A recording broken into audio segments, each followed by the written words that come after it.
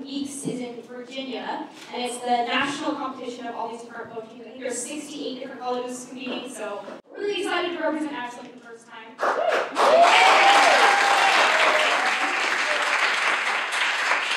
So we are still in our rehearsal process, and we just wanted to kind of show you what we've been working on for a while. We're going to do a set. It's about 15 minutes. We're all going to do an individual piece, and then we have a couple person pieces, which we're really excited about. I'm Victoria. I'm Melanie. I'm Becca. Sean. Okay, it's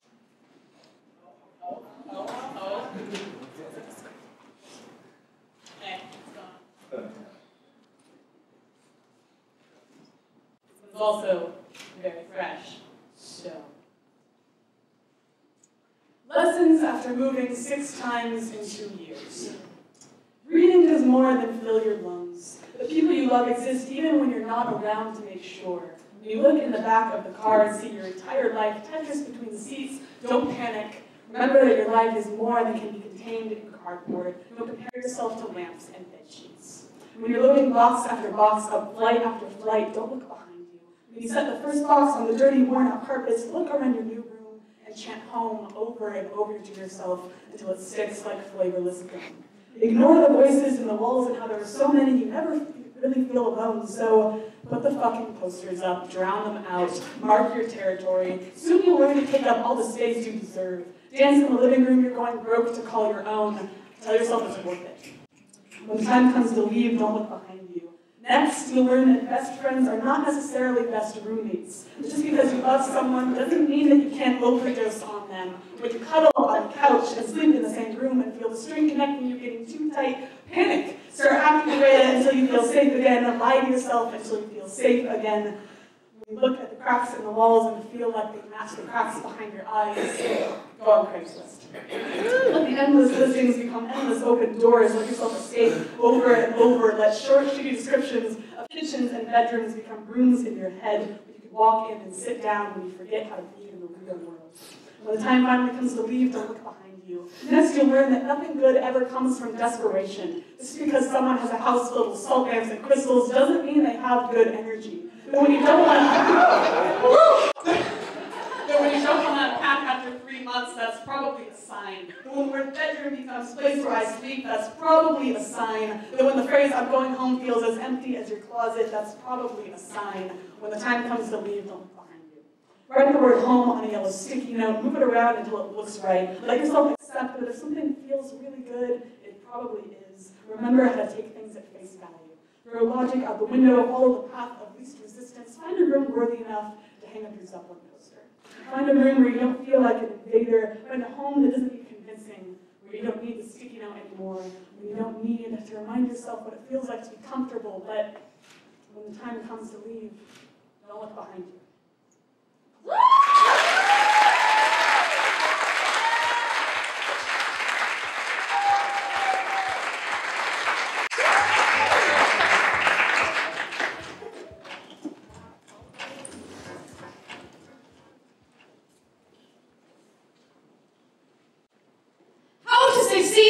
Without really trying. First, do nothing. Become one with your couch, stuffing whole stacks of Oreos in your mouth like leaning towers of feelings. Watch Jane Austen adaptations and let your eyes become raisins. Relish in the scene of Colin Firth emerging from the lake in a white shirt. If you must do something, drink. But keep it classy. Put your cheap wine in a glass. You aren't a pirate. Talk to yourself. Talk to yourself in the mirror. Upload transportation in the middle of the fountain in the mall. Because there are things you're never about to say. You don't have to swallow them. Join Tinder. Make your profile picture a model and talk to no one. Just keep scraping until you get carpal tunnel. That way, you can reject 50 people a minute and it feels like killing ants. With abs. Kiss as many people as you need to get the stamp of his lips off of your brain. Go to museums. Realize that other things have history too, like hide and go seek with your REM cycle when you're not sure what's worse to wake up from, the nightmares about your sides splitting open or the dreams about him holding your jaw like it meant you might as well tape your eyelids to your forehead, because at least you can lie to yourself when you're conscious. Save it till 3. 3:30, 4. Brew tea with the bags under your eyes, write. Write until you have used every metaphor in your library. You start using the same one over and over, because there are only so many ways to describe being destroyed. But once you're there, that is just the foundation. Next, gather up all the chinks in your chains, fasten them together, make chainmail, and ride that bitch into battle. Take his name, the one that still hurts to say, and use it as a war cry. Then actually cry, because there is nothing shameful about clearing your eyes. Do not pick yourself up. Do not be okay, because heartbreak is not about being okay. It's about remembering that you were okay before. It's about saying, fuck okay. It's about taking all of your broken pieces and building yourself a castle, because I don't care who you are, you're a goddamn queen. It's about saying, fuck this poem. No one succeeds at heartbreak. I have built myself a throne room out of empty pizza boxes and Lunchables. And I can't stop crying into my chicken noodle soup. One day, I will cry myself a fountain of youth. Let's go back to the beginning. I'm tired of self-help tips and friendly pick-me-ups. I don't need to feel sorry for myself anymore, because why apologize for loving until you burst? Why apologize for the capacity to feel I am not broken, I am just a little more explosive?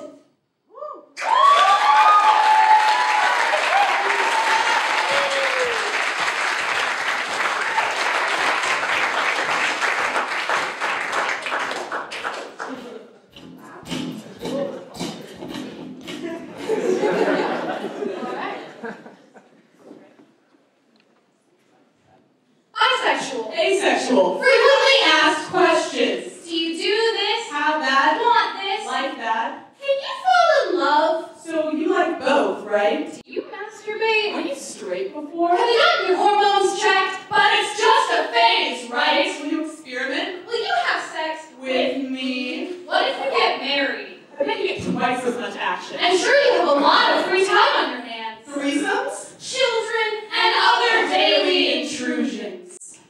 Age 15. I learned to speak the language of the sexual without understanding what it truly meant. I just wanted to feel like I wasn't broken. Then a feminist blog told me that there was a word for this lack of sexual feelings, that it's asexual, and it's definitely normal. 18 straight by default. One question from a member of a gender I never even looked at cue 2 years of questions punctuated by periodic oh shits. Sexuality changes, but they never tell me that in health class. Now I spend my days wincing when other people talk about queerness. It's like a game of hit and miss where hit or missed, I'm never winning. My first pride parade. I carried an asexual flag drawn for me on computer paper, taped to the pole on which I carried a huge rainbow flag that occasionally blew around my shoulders, covering my face. Asexual people have Awareness Week, not Pride Week, because apparently people need to be aware we exist before we're allowed to be proud of ourselves. I carried the bi flag with trepidation.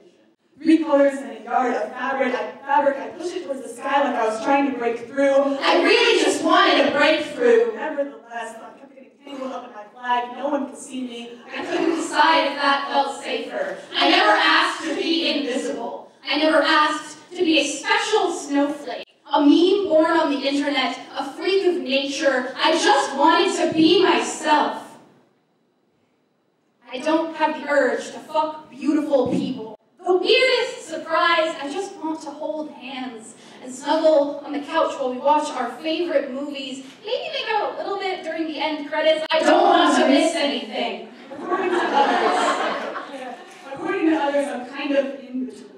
Undecided, can't choose, will eventually, but the truth is I never wanted to limit myself to loving just one thing. I don't think I'm selfish, I just don't want to miss anything. I don't think I'm a slut, I just have a passion for sharing. So, to answer your questions, we don't have all the answers. We do not represent. We are not marks on the wall. We are not the sum of our lovers. Or the opinions of strangers. Now tell us we don't exist. We'll tell you otherwise.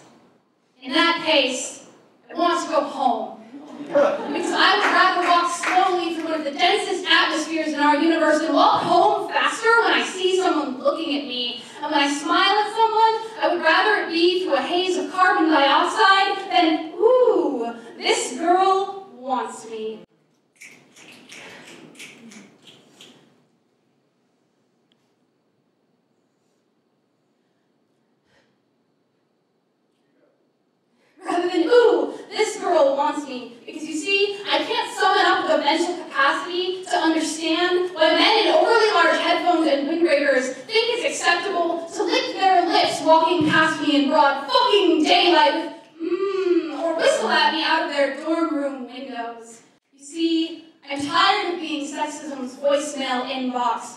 Leave a number and I'll call you back later if I'm not too scared of becoming a statistic.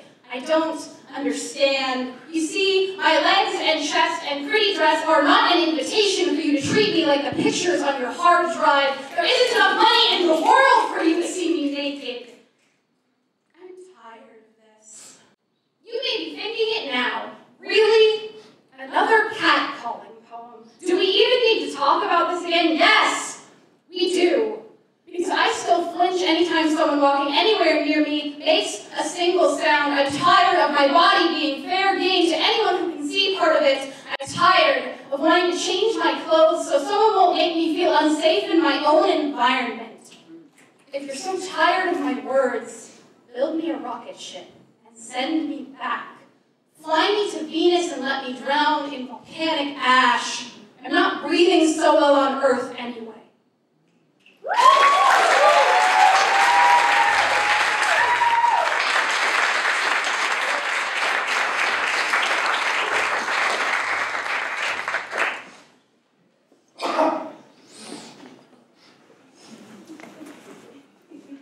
Hey girl, you ever think of us as being more than friends? Like friends with jetpacks! Giant, fuzzy jetpacks covered in dinosaur stickers! That have speakers that produce concussive forces, allowing us to fly off into the sunset, leaving behind ace-filled clouds as we soar towards better lives. And all the shit we had to deal with simply sets aflame by our sheer awesomeness! Hey, you ever thought of us as more than friends? Like friends that get all of our good memories tattooed across the canvas that is our body. So that every time we feel insecure about who we are and how we look, all we have to do is look at our own reflection and see the beautiful work of art we are. Hey girl, you ever think of us as being more than friends? Like friends that ride dinosaurs through vast jungles screaming Shakespearean insults at all those who stare with gaping jaws. I even thought of us as more than friends, like friends that become surreal beings with no need for bodies. We just exist as energy and scare the crap out of people because we move shit and make scary noises. To the asshole that called me fat ass. Slut. I've never thought of us as being more than friends. Like friends that don't call kids fat ass and faggot every single day at high school because he can't figure out his own damn sexuality and clearly is painfully aware of his weight problem. He doesn't need you reminding him by saying that every time he jumps there's an earthquake in China. Or friends that don't announce the arrival of Jabba the Slut every time a certain girl walks through the doorway, making sure that everyone can see her mistakes etched across her skin like cave paintings. It's not like she needed their help and hated herself anyway. How about friends that help that kid deal with his weight problem and help him grow some fucking self-confidence so he can finally find out that weight and looks don't really matter. What matters is the love you give to the world and yourself. Or friends that took her from the rooftop she lived on, show her that the arms of a friend were warmer than a lover's to begin with, and that she is not the sum of her regrets.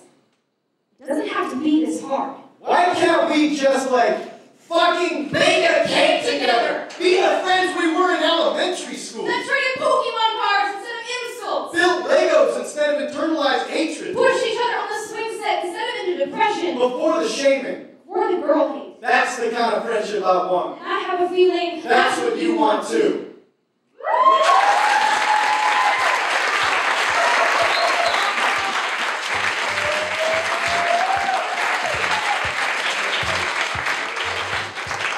I'm just going to say it. I know none of them said anything before, but this is my personal favorite poem. Hope you enjoy it. People have heard it before. Day 1.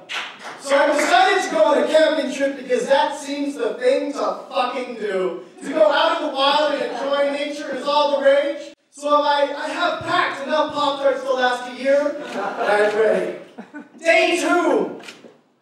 Everything is ready. I'm all packed, ready to go to nature where no man has gone before. The last frontier. Day 3. I swear to God, this nature thing is overrated. I mean, it's just a bunch of fucking trees and grass and bushes. The mud sticks to everything and it's a bitch to clean. Day 6. I can't really tell how much of this is mud and how much of this is actually animal shit. Day 10. I ran out of toilet paper. Day 10, log 2. Note to self. Do not use thorny branches as toilet paper. Day 12.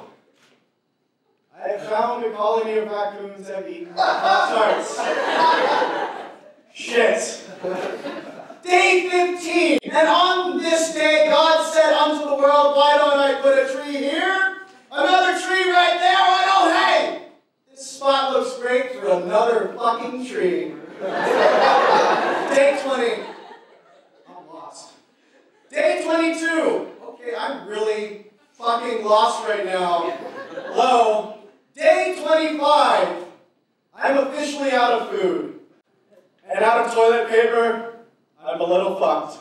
Day 29. Hey, I found a whole thing of red mushrooms growing from this tree. They do taste a bit funny. Day the colony of raccoons that have eaten my Pop-Tarts have accepted me as their own. We must now survive this apocalyptic world. One of the raccoons, which I have named Sheila, and I have grown a bond of love which can never be broken. Day Tuesday. Oh God, I found Ewoks. They're so big and fluffy, but they look more like bears than midgets, like giant fucking bears. I'm gonna touch it. Day Faggot. I seem to be missing an arm. If anyone has found it, please talk to this pine cone. Day Schmurple! Oh God, the dragons have found me! They must have called upon the magician masters of Newell. I'm going to die! I must go through the candy cane swamp to live. Day!